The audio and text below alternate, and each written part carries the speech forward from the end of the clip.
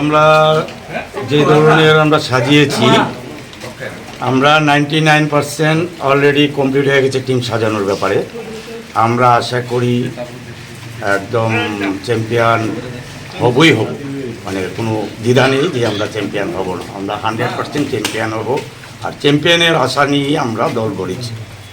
খেলোয়াড় কি রাজ্যেরই না বহিরাজ্যেরও রয়েছে? আমরা এই রাজ্যের তো আমরা বিশেষ বিশেষ প্লেয়ার আমরা কালেকশন করেছি, তাছাড়াও আমরা আদার স্টেট, আমরা এখনও নামটা আমরা বলতে চাইছি না। অলরেডি একজন কালকে অলরেডি আদার স্টেট থেকে এসে গেছে, আরও 3 জন বা 2 জন আসবে।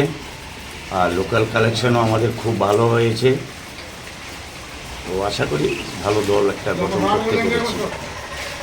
কোচ কে রয়েছে?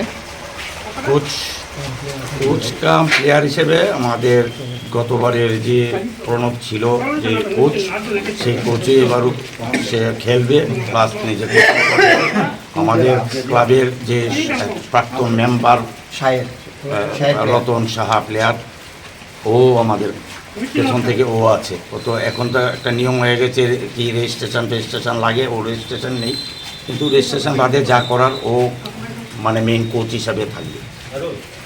আপনার পরিচয়টা? আমি ক্লাব সেক্রেটারি দুলাল শাহ।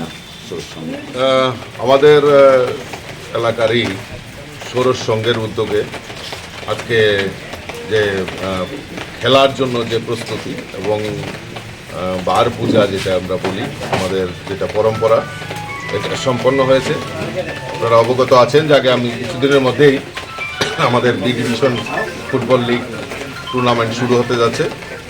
তো তার প্রস্তুতি হিসাবে ষোড়শ সংঘ দীর্ঘদিন ধরেই স্পোর্টস ইভেন্ট, অর্থাৎ বিশেষ করে এই ফুটবল খেলাতে একটা বিশেষ তাৎপর্যপূর্ণ ক্লাব হিসাবে বিভিন্ন সময় তার প্রতিভা দেখিয়েছেন।